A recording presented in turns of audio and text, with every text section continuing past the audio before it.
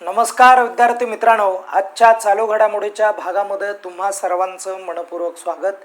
विद्यार्थी मित्रांनो, आजच्या दिवशी जे महत्त्वाचे प्रश्न असणार आहेत त्या प्रश्नांकडे आपण जाणार आहोत। व्यवस्थित त्या प्रश्नांना समजून घेण्याचा प्रयत्न करणार आहोत आणि त्याचबरोबर या प्रश्नांचं जे काही स्पष्टीकरण असणार आहे ते देण्यासाठी मी असिस्टंट प्रोफेसर रमेश घोरपडे। विद्यार्थी मित्रांनो, कुठेही जाऊ नका। या लेक्चरमधून तुम्हाला 10 प्रश्न हे चालू घडामोडीच्या संदर्भात बघायला मिळतात आणि इथे आपण व्यवस्थित कव्हर करण्याचा प्रयत्न करूयात। विद्यार्थी मित्रांनो, बघा, नुकत्याच वेगवेगळ्या जिल्ह्याच्या जे काय परीक्षा आहेत, लेखी परीक्षा पोलीस भरतीच्या, त्या नुकत्याच झालेल्या आहेत आणि त्या परीक्षेमध्ये किंवा त्या पेपरमध्ये आपले जे चालू घडामोडीचे प्रश्न आहेत ते प्रश्न मोठ्या प्रमाणात आलेले आहेत। त्यांचा मी एक वेगळा व्हिडिओ देखील घेऊन येणार आहे की आपले कोणते लेक्चरमधले हे जे प्रश्न आहेत ते त्या ठिकाणी आलेले आहेत, त्या ठिकाणी आपण चर्चा करूयात। इथे लक्ष द्या, काय म्हटलेलं आहे व्यवस्थित समजून घेऊयात। बघा, 2026 मध्ये जागतिक मूत्रपिंड दिन हा जो आहे, बघा इथे काय म्हटलंय, व्यवस्थित कव्हर करतो मी। बघा, जागतिक मूत्रपिंड दिन, ज्याला आपण काय म्हणतो तर इंटरनॅशनल किडनी डे असं आपण म्हणूयात आणि तो कधी साजरा केला जातो अशा प्रकारचा जो काय प्रश्न आहे हा प्रश्न परीक्षेमध्ये आपल्याला विचारला जाईल। तर त्याचं करेक्ट उत्तर काय आहे तर 12 मार्च आहे। काय उत्तर त्याचं आहे करेक्ट? 12 मार्च आहे। लक्षात घ्या, या ठिकाणी काय म्हटलंय, इथे एक माहिती दिलेली आहे। हा एक लोगो आहे, इमेज आहे, किडनीची इमेज आहे। आता ही प्रत्येकाला माहिती आहे, याला इथे आपण लिहिलंय की वर्ल्ड किडनी डे म्हणून, बरोबर आहे की नाही? अशा पद्धतीची ही इमेज आहे आणि इमेजमध्ये महत्त्वाची माहिती दिलेली, ती माहिती आपण समजावून घेऊ। काय म्हटलंय बघा, world kidney day is a global health care event celebrated on the second Thursday, म्हणजे गुरुवारी, इन मार्च मधील दुसरा जो गुरुवार असतो त्या दिवशी काय केला जातो, हा जो दिवस आहे हा दिवस साजरा केला जातो आणि एव्हरी इयर म्हणायला प्रत्येक वर्षी। आणि त्यानंतर पुढे काय दिलंय बघा, इंटेंडिंग टू प्रमोट, इंटेंडिंग म्हणजे ज्याला आपण इंटेन्शन म्हणू, उद्देश काय आहे बघा, to promote awareness of kidney disease.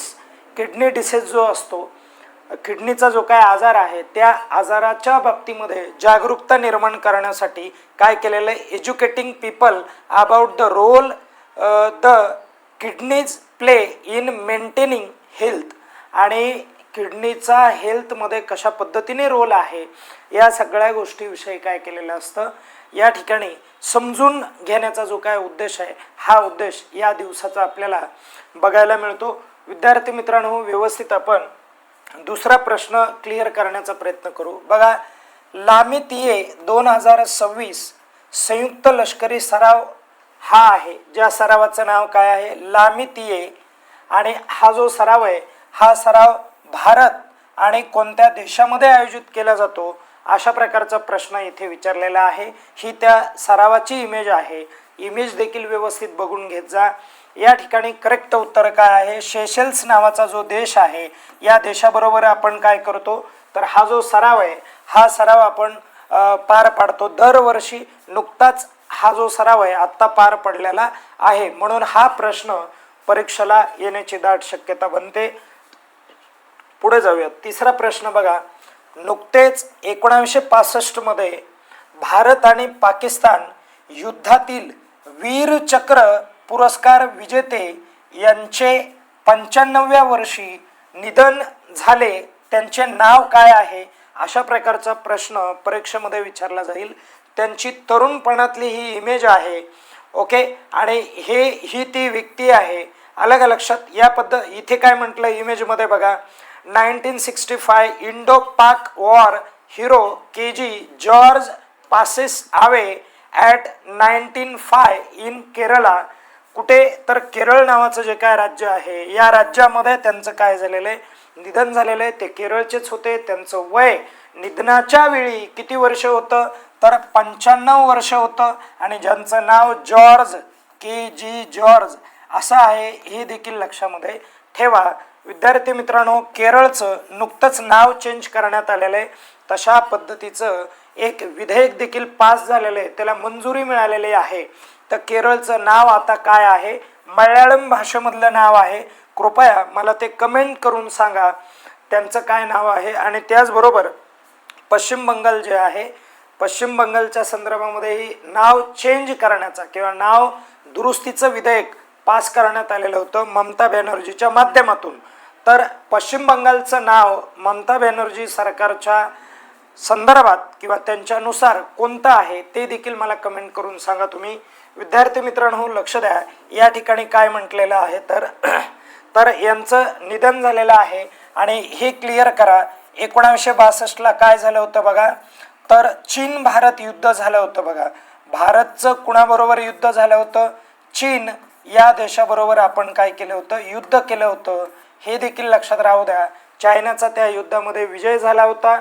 आणि 1965 मध्ये कुणाचं युद्ध झालं होतं, तर भारत पाकिस्तान युद्ध झालं होतं. आणि आपला त्या ठिकाणी काय झाला होता, विजय झाला होता. पाकिस्तानला आपण हरवलं होतं. आता साहजिक आहे हरवणं. ओके, चला पुढे बघा. नंतर 1971ला भारताचं पाकिस्तान बरोबरच युद्ध झालं होतं मित्रांनो, हे देखील लक्षात ठेवा. पाकिस्तान हा जो देश आहे, हा देश आजही विकासाच्या बाबतीमध्ये भारताच्या म्हणजे आपल्या देशाच्या कोसो दूर आहे. अतिशय वाईट अवस्था आहे. येणाऱ्या काळामध्ये या देशाचे तुकडे झाल्याशिवाय राहणार नाही, कारण बलुचिस्तान या देशामधून वेगळा होण्याच्या मार्गावरती आहे. पुढे जाऊयात आपण. बघा, 3 वेळा ICC ज्याला आपण इंटरनॅशनल क्रिकेट काउन्सिल म्हणतो, T20 विश्वचषक जिंकून स्पर्धेच्या इतिहासातील सर्वात यशस्वी संघ कोणता ठरला आहे, तर डेफिनेटली कुठला ठरला आहे, भारत ठरला आहे. हे प्रत्येकाला माहिती आहे, लक्षात ठेवा. भारताची टीम इथे दिलेली आहे. त्यानंतर मुंबईतील ससून डॉकचे जागतिक दर्जाचे मासेमारी बंदरात आधुनिकीकरण करण्यासाठी महाराष्ट्र सरकारने कोणत्या देशातील कंपन्यांसोबत सामंजस्य जो काय करार आहे, मेमोरँडम, तो एक करार असतो. आणि हा जो करार आहे, हा करार आपण कोणत्या देशाबरोबर केला आहे, तर हा करार आपण फिनलँड या देशाबरोबर केलेला आहे. लक्षात ठेवा. या मंत्र्याचं नाव काय आहे, एकदा कमेंट करून सांगा. ओके, खूप चर्चेत असं असलेलं ते व्यक्तिमत्व आहे, त्याचं नाव सांगा रे मला काय आहे. चला, इथपर्यंत क्लिअर होतंय का सर्वांना, लक्षात आलं असेल. चला, काय झालं इथे, एक मिनिट. ओके, ठीक आहे, चला नेक्स्ट क्वेश्चन आपण बघूयात. हँग होतोय, एक मिनिट.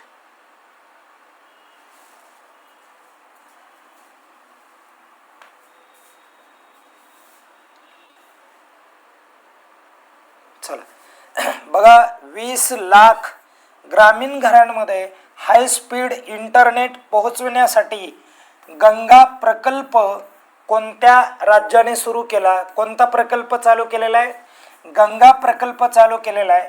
गंगा प्रकल्प कशासाठी आहे, हाय स्पीड इंटरनेट विविध ग्रामीण भागामध्ये पोहोचविण्यासाठी गंगा प्रकल्प सुरू केलेला आहे. 80 लाख ग्रामीण घरांपर्यंत हाय स्पीड इंटरनेट पोहोचलं पाहिजे.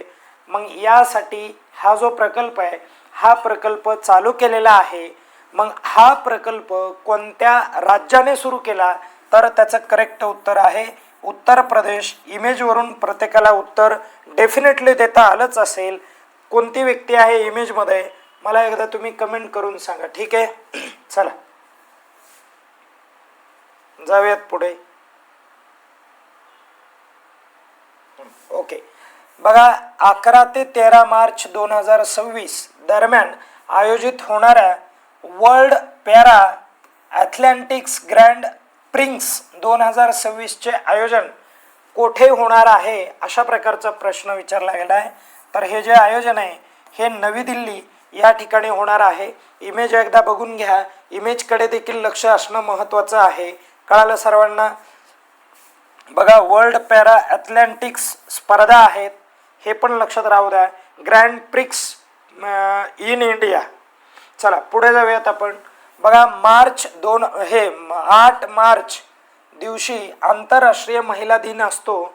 आणि या दिनानिमित्त महिला कर्मचाऱ्यांना कामाच्या ठिकाणी लैंगिक छळाची तक्रार जी आहे, बघा हे किती महत्त्वाचं आहे, लैंगिक छळाची तक्रार करण्यासाठी भारतीय रेल्वेने कोणते ॲप लॉन्च केलेलं आहे?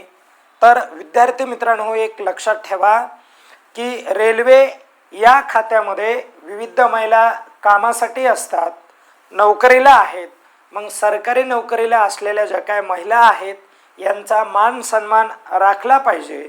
आणि त्याचबरोबर यांचा हा जो प्रश्न आहे, लैंगिक छळाची जी काय तक्रार आहे किंवा कामाच्या ठिकाणी जर अशा प्रकारचं कृत्य होत असेल तर भारतीय रेल्वेने या ठिकाणी एक ॲप लॉन्च केलं आहे इंडियन रेल्वेने.